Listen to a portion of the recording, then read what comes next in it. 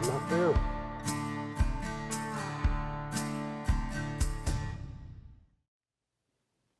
Hi, my name is Kent Green with Adventure Outdoors Media.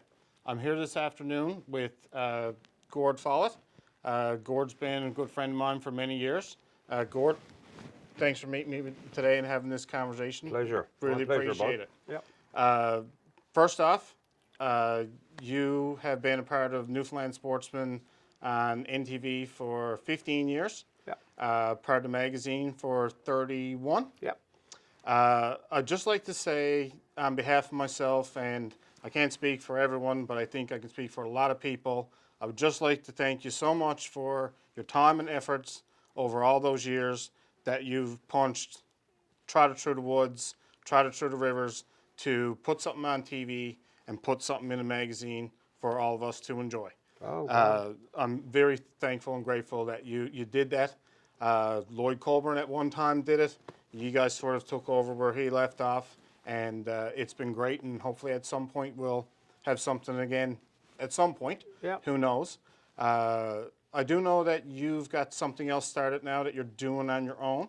I'll let you chat about that. What do you have going on? Well, the first venture on my own was my book. I never thought I'd write a book in my life. I had no intentions of writing a book. But my wife, my daughter talked me into it. It's a memoir, so that one came out in September, and I figured, okay, then I'm finished with books. But my publishers, Engine Books, they talked me into being part of an anthology. So what I'm doing now is collecting stories from fishing and hunting stories, outdoor stories in general, from some of the best outdoor writers across the province. So we're hoping to have that one out in September. Now I'm also I'm started a YouTube channel, and well I'll see now over the coming months what kind of reaction we get to that. But so far it's been a bit of fun, and I'm getting a lot of positive reaction. So I'm doing enough to keep me busy, stay out of trouble. Excellent, excellent. So we do have a copy of your book here, and I'll let you show everyone and tell everyone what the name of it is. Track shoes and shotguns from downtown to the great outdoors. And actually, the reason for the subtitle is that I grew up downtown St. John's. Okay. Born and raised townie. Dad was never into the outdoors, even though his brothers were. So I spent my life in sports, mainly in track and field, but in different sports. And then when I got a job in the media in the old Daily News, I don't know if you even remember that, before the telegram, I worked night shift. So what do I do during the day? I started fishing more often. I bought myself a shotgun. I used to go off all alone. And then, of course, some years later, I got involved with Sportsman. And next thing you know, I'm working to go fish and hunt. You know, that was my job. Yep. So of course there was all kinds of adventures after that. So my wife keeps saying, "You're a townie with the heart of a bayman," because I love being out of town. Yeah. Right. Every community I visit, I absolutely love them. And I keep saying, I could retire here. And she'd say, and this place, yeah, I could retire here too. Yeah, I love, especially the small communities all around the province. Yeah. Yeah. I remember the first time I actually met you. You don't remember because you meet so many people. It was about 23 years ago. At about 8 o'clock in the morning, out to the exploits. I don't even remember what hotel you were staying at, but you were out by the door waiting for a pizza. Pizza? You were waiting for a pizza at 8 a.m.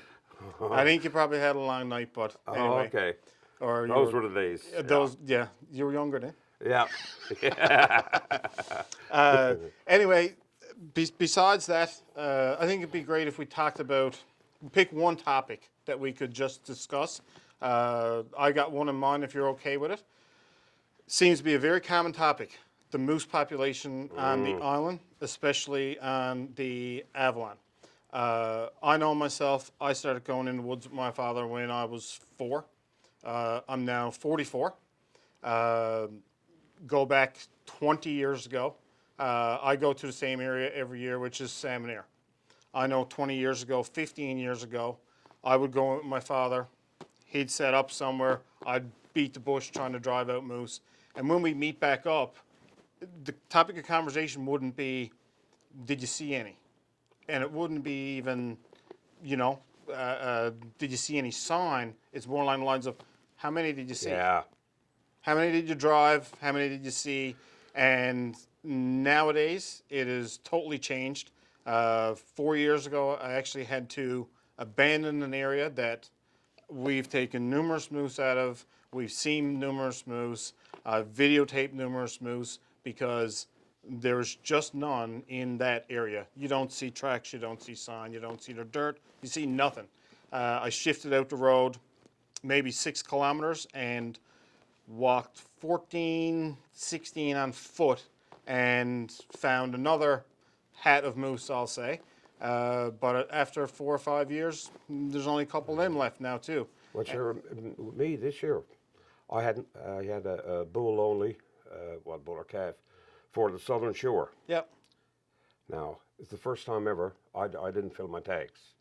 I was up there, I hunted 25 days, and in the first few days, yes, we did see at the opening, we did see some animals way off. And now, I'll be the first to admit that, like I've got lung issues, so I don't walk as far as I used to. Yep. And I never got to a lot of areas that I wanted to get. Right. But after 25 days, you know, you'd think you'd fluke into something now and then. But my buddy Cliff Doran, from Trapassi, he's up every morning, 5 o'clock, going with his camera, looking for pictures. And he's been telling me, even before I applied for Southern Shore this year, Yep. he said, Gord, I think twice about that. But no, I did. I love that area. And he said, because the last 3 or 4 or 5 years, the numbers are going down, down every year. Now, I know there's people who went out and got their animal on the first day, Yep. right? And there's people who will say to me, when I make a comment, like when I used to make a comment in an editorial in a magazine or like on social media now, some people will say, yeah, boy, you got to get out of the truck, you get out and walk. Okay, to a certain point, they're right. But when I got my last animal, and the animal before that, and the animal before that, I got them all in the same area. I didn't have to go live in the bush for 15 days, you know? Right. So they're not in the areas where I used to see them and get them. Right. And I've had the same experience, and I do a lot of walking.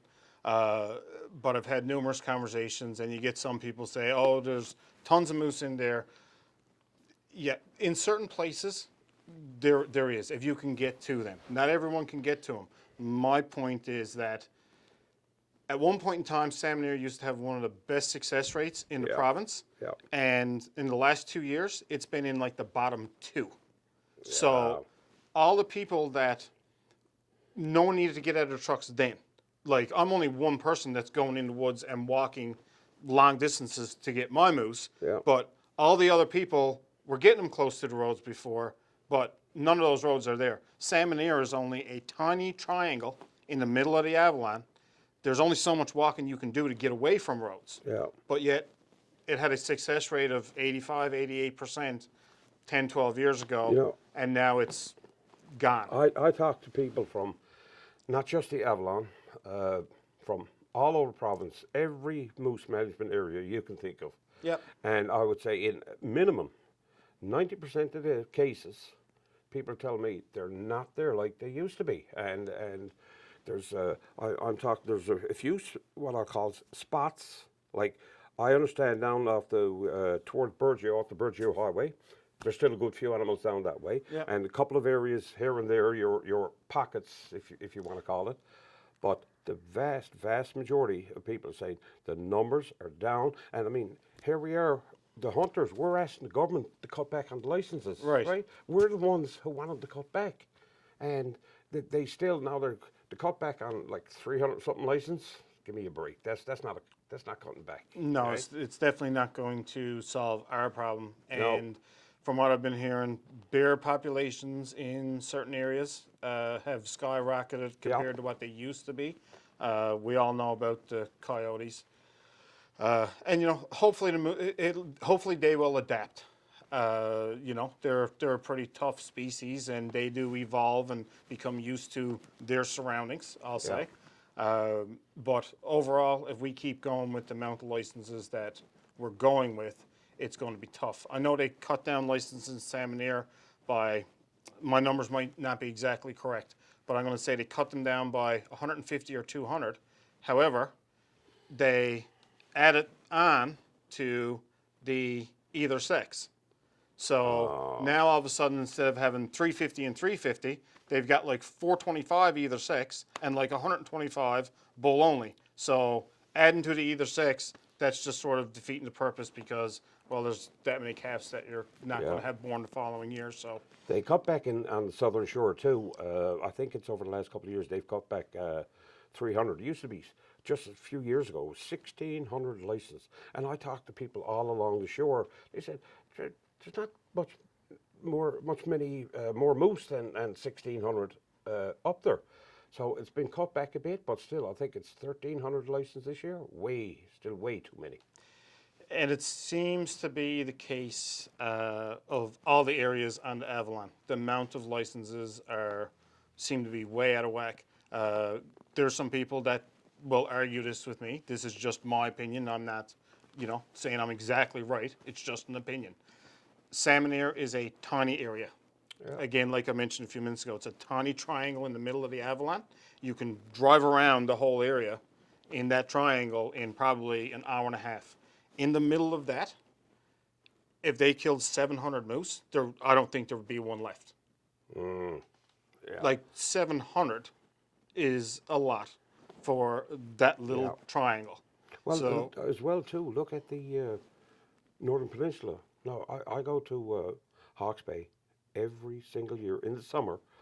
You go fishing? Salmon fishing. You staying down in So Hawke's Bay? I know the people from all nearby communities. Yeah. And of course, the topic always comes up too, moose hunting. Yeah.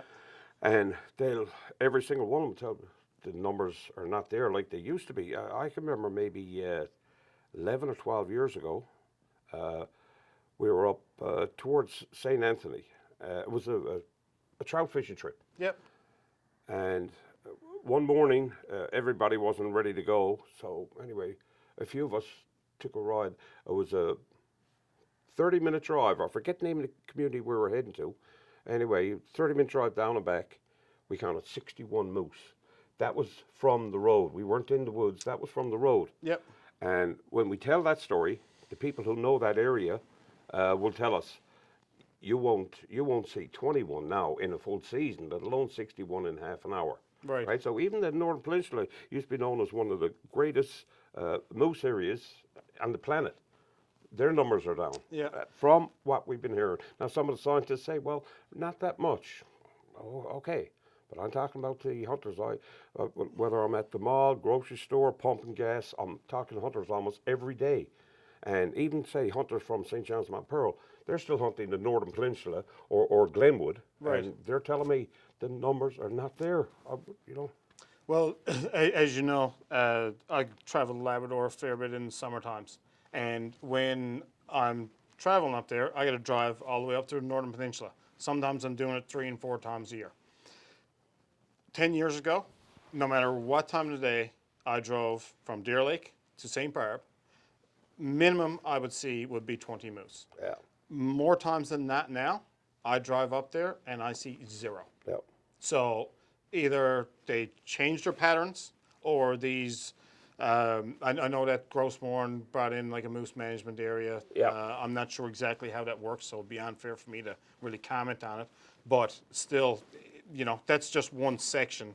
To drive 296 kilometers, 292 kilometers, and not see a moose when I used to see a minimum of 20, something is going on, and it's not just moose changing their routes or changing their patterns. No. There's more than that to it, and success rates don't lie. No. That's the way that I look at it. But it would be interesting if anyone. And like you said, there's more than one reason. Okay, too many licenses, definitely. Bears are big predators on calves for sure. Then you got your coyotes. Then you still got a certain percentage. I don't know if it's 5% or 20%, but there's still poaching going on, right? 100%. Right. Yeah. And then there's what else unknown? I don't know. It's almost like salmon. Yep. What's going on with the salmon? Well, there's some people will say that the people jigging fish in the river or catch and release. We won't get into that one. But I don't think there's enough people taking into consideration the damage seals are doing. So when you talk about seals with the salmon, you talk about bears and coyotes with the moose or moose calves, right? There's so much unknown. I don't think any of us could say, look, here's the problem, right? There's so many that we know, and there's so many others that we don't know. What's killing them off? Yeah. You just mentioned the whole catch and release thing about not getting into that one. We won't tonight. You can't resist. No, I don't mind. No, Give it to her. we'll leave it for tonight. We'll save it for next time. Okay. Okay? Okay, sounds good. Other than that, yeah, it was good to talk about the moose thing because obviously, there's a lot of chatter going on about it, and it's hard to know. Again, I'm not a scientist. I don't work with wildlife. I'm just going by what I'm seeing, what I'm hearing. Clearly, there's an issue. Hopefully, before it's too late, that can sort of get fixed. Yeah. Other than that, thanks for the chat. Really appreciate it. Pleasure. I do have something Thank you for letting me be part of your new venture. Oh, listen, program. That's no good. worries. Good stuff. Good luck with it. I do have something for you. I had an extra one of these. Wow. So I'm going to give you this. You can keep it. But if you open it up, there's something on the inside that I know you don't have that I was lucky enough to get, and it's for you. Oh God, I'll be into this tonight, and I'm counting down the days already so I can go to the West Coast for the opening. No problem.